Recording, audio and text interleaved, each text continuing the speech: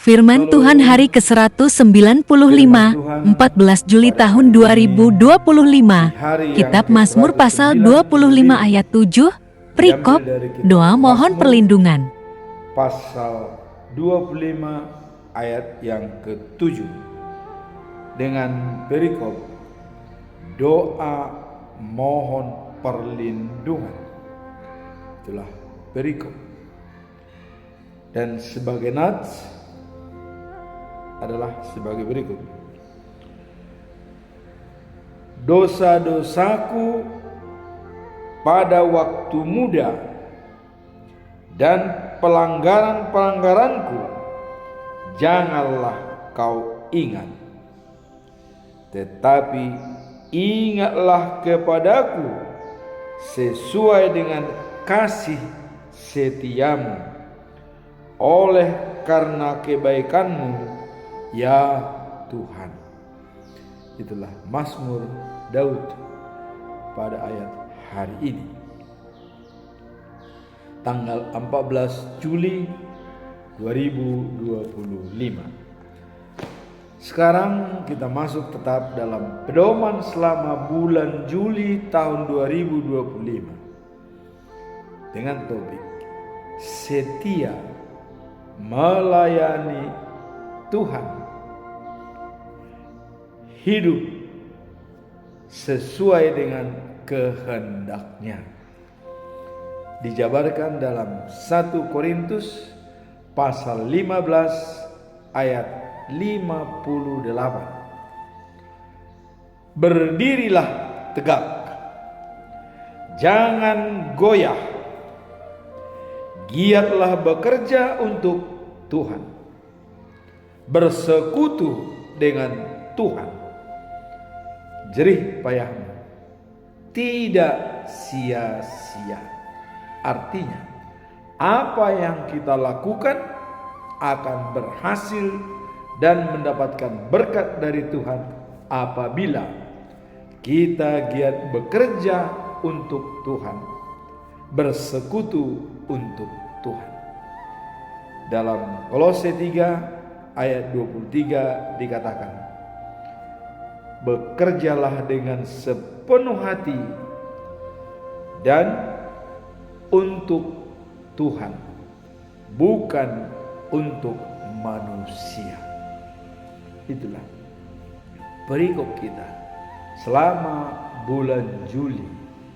Artinya adanya transformasi spiritual mengandalkan Tuhan agar pekerjaan kita tidak sia-sia. Sekarang kita masuk dalam perikop hari ini.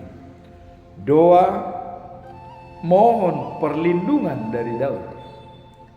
Apa latar belakang dari ayat ini? Berbicara tentang pengampunan dan kasih dari Tuhan. Berbicara tentang pengampunan dan kasih karunia dari Tuhan. Itulah latar belakang ayat hari ini.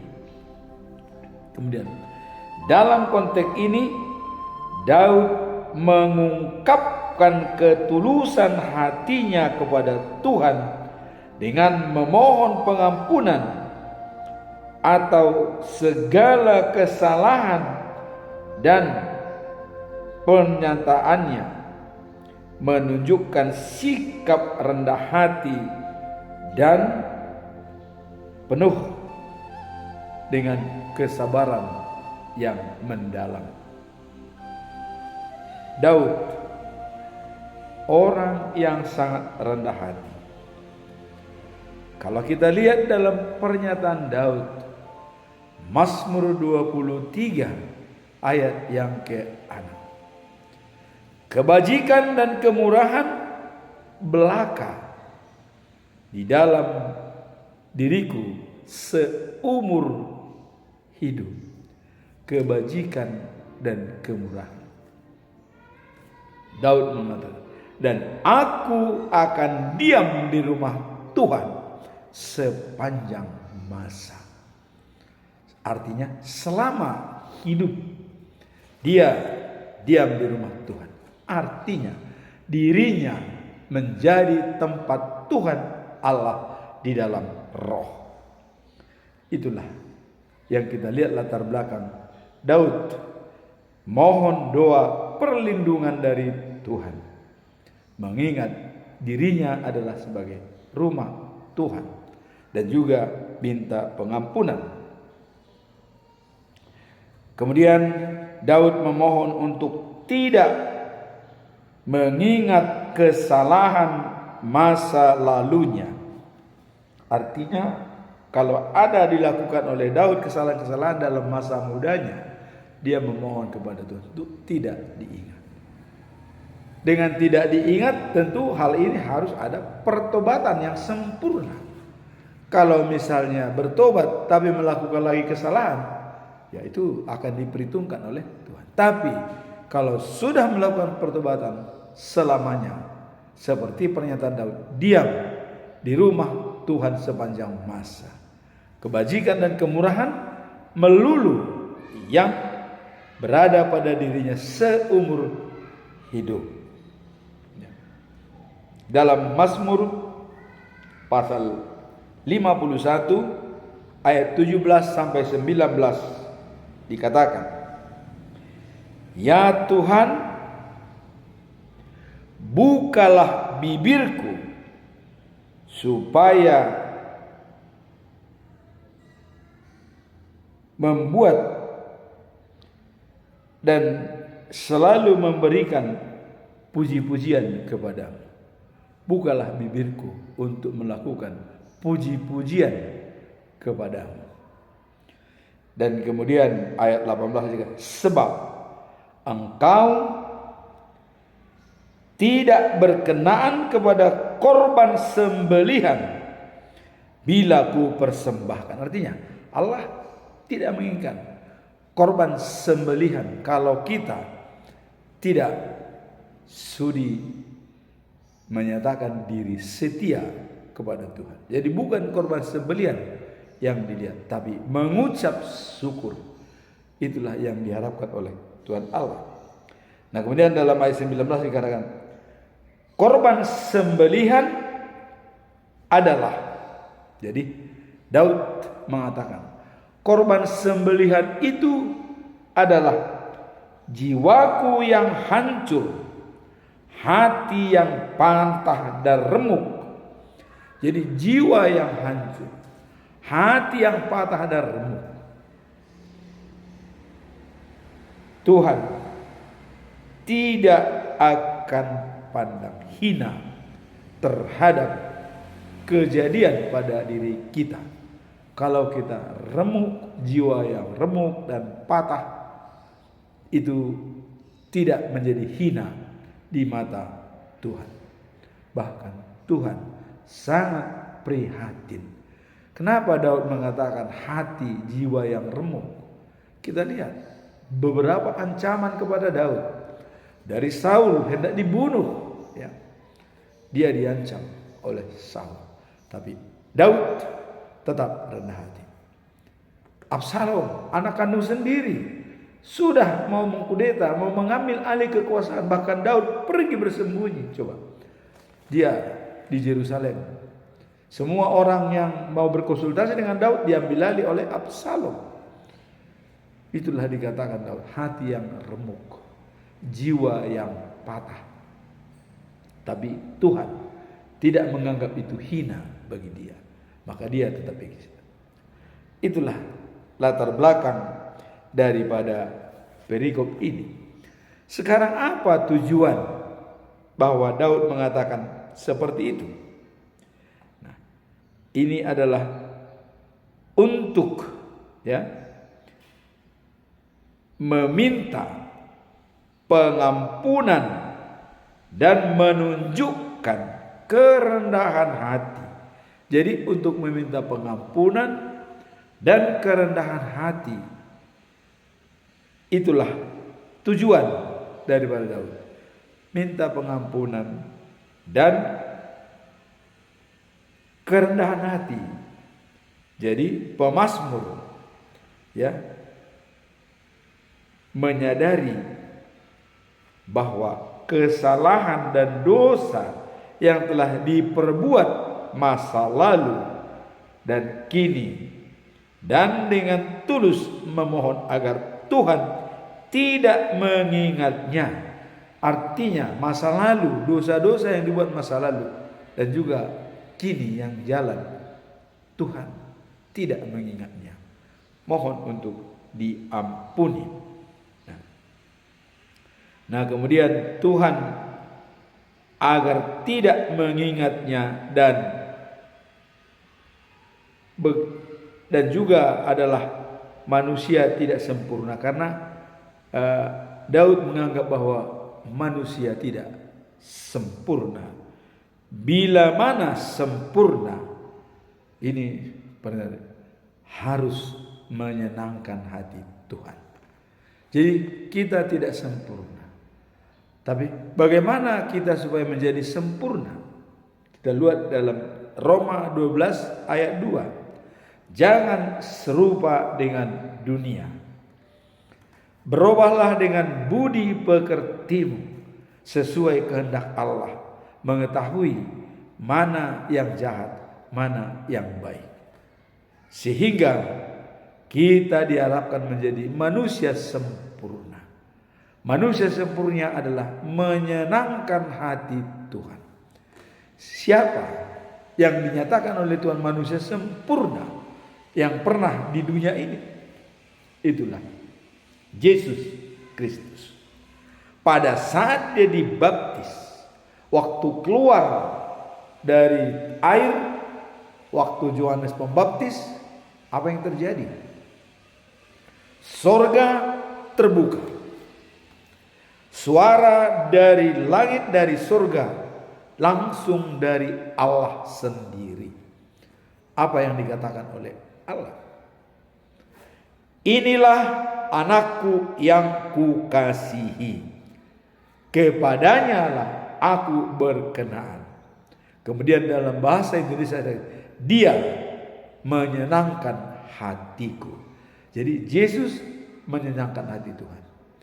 Bagaimana? Apakah kita bisa menyenangkan hati Tuhan? Ya, mari kita ikuti teladan daripada Yesus, menjalankan karakter Allah, yaitu kasih. Karakter Allah adalah kasih. 1 Yohanes pasal 4 ayat 8 dikatakan, Allah itu adalah kasih. Barang siapa tidak memiliki kasih, tidak mengenal Allah. Nah, maka dikatakan dalam pengampunan, ya, dosa dalam Injil Matius pasal 6 ayat 14 dikatakan, harus ada saling mengampuni.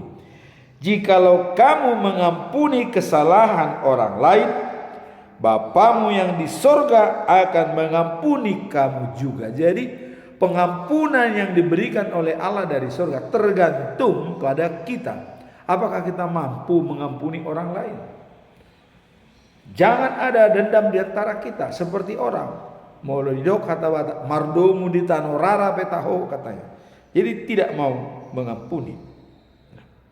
Jadi di sini dikatakan dalam Yohanes 3 ayat 3, pentingnya lahir baru sebagai syarat untuk kenal dengan Allah. Lahir baru, dan itulah yang kenal dengan Allah. Kalau kita lihat dalam 2 Korintus pasal 5 ayat 17 dikatakan, bersatu dalam Kristus menjadi manusia baru, yang lama tidak ada lagi, semua baru, dan kita menjadi saluran berkat. Itu transformasi spiritual dari hidup lama dalam dosa yang dibawa oleh Adam menjadi hidup baru bersama dengan Yesus Kristus. Itulah yang dikatakan tujuan utama dalam perikop ini. Harus menyenangkan hati Tuhan. Sekarang apa pesan moral daripada perikop ini? Pesan moralnya adalah pentingnya pengakuan dan pertobatan dalam hidup seorang percaya. Jadi pesan moralnya, kalau orang sudah percaya harus bertobat, ya. Pengakuan dan pertobatan itu syarat daripada orang yang percaya kepada Allah. Jadi jangan sampai kita menaruh dendam, ya. Jangan sampai kita menaruh dendam kepada seorang, tapi harus saling mengampuni. Itulah pesan moralnya.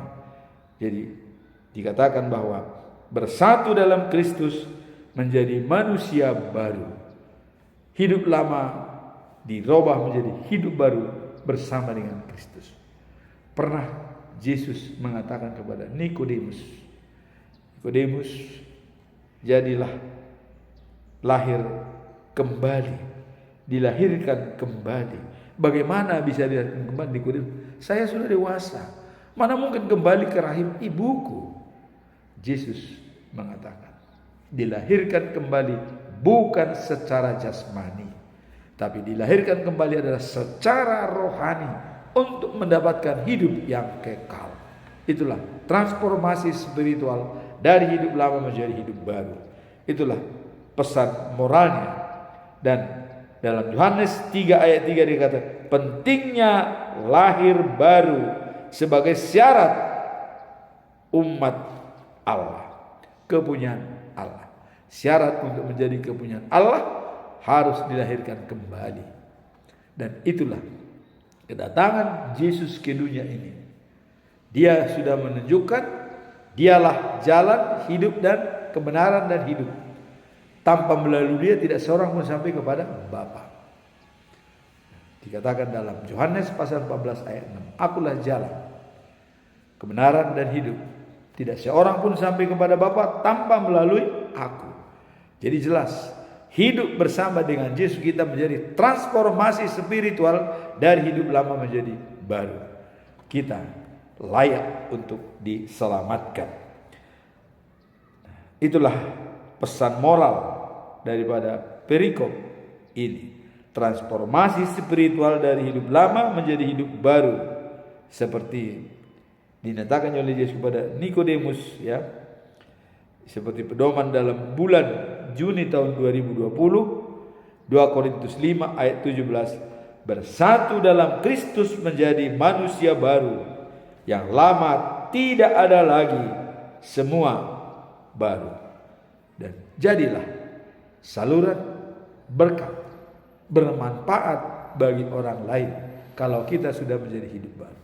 Sekarang apa implementasi penerapan daripada ayat ini dalam kehidupan kita sehari-hari? Penerapannya kita dapat menunjukkan dalam kehidupan sehari-hari, artinya menerapkan dalam kehidupan sehari-hari melalui tindakan pertobatan yang tulus. Jadi kalau bertobat itu dengan tulus, bukan hanya supaya dilihat orang, tapi dari hati nurani yang paling dalam.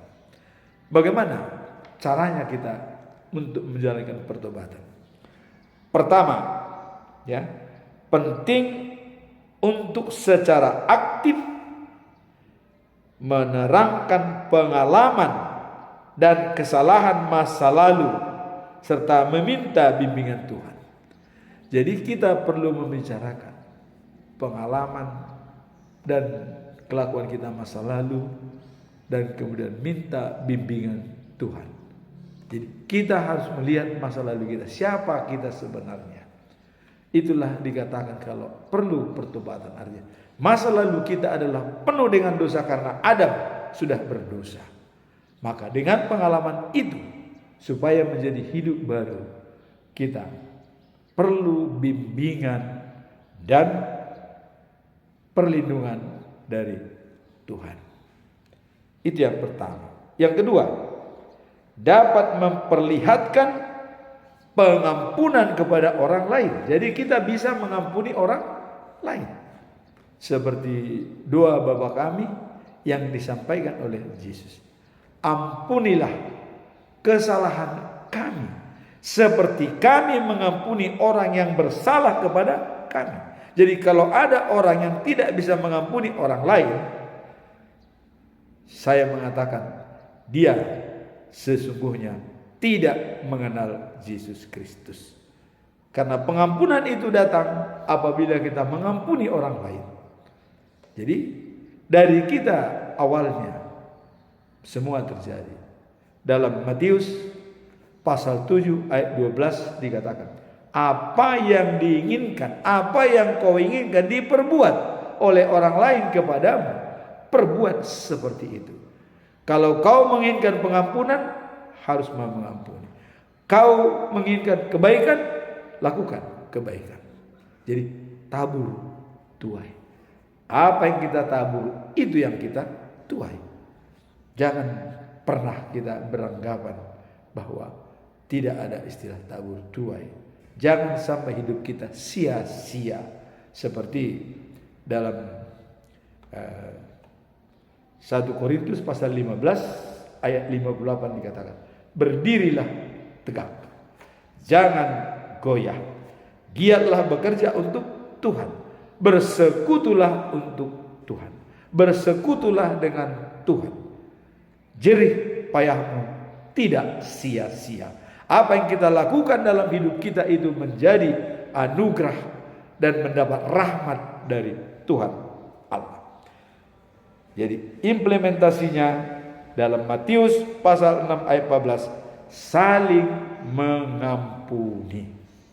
Itu kuncinya. Jikalau kamu mengampuni kesalahan orang lain, maka Bapamu di sorga juga mengampuni kamu. Maka doa Bapa kami diajarkan oleh Yesus kepada murid-muridnya, ampunilah kesalahan kami seperti kami juga mengampuni orang yang bersalah kepada kami. Semoga filosofi daripada pengampunan ini menjadi mendarah daging bagi kita untuk menjadikan kita saluran berkat kepada semua orang. Amin. Tuhan memberkati.